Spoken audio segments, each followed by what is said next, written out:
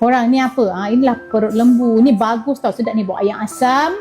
Lepas tu bawa kerabu. Okay, so hari ni kita nak masak kerabu. Jom kita potong dia dulu.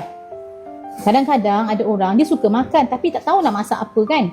So biasanya lah paling senang kalau nak jenis macam sayur sekali dengan perut kan. Inilah yang paling senang. So kita hiris serai ni nipis-nipis, potong kecil-kecil. Okay. Masukkan bawang merah, bawang putih, serai, halia, lengkuas dan juga sedikit masukkan cili api juga. Lepas kita kisar, kita masak sekejap dekat atas api ya.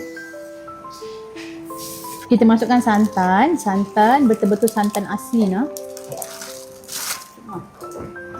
Sambil tu kita rebus pucuk paku ya. Ambil tadi kita punya pucuk paku yang kita dah rebus. Okey.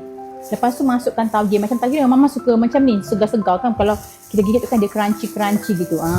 Okey. Masukkan kerisik, masukkan garam, gula, masukkan mushroom seasoning. So kita masakkan kita punya santan kita dah rebus tadi dengan dia punya herbal lah. Masukkan sedikit demi sedikit. Okey. Tuangkan sedikit jus limau. Jus limau nipis. Saya terliur nak tengok tak apa pakai tangan. Ya Allah tak sabar nanti tak dah. Bismillahirrahmanirrahim. Kau macam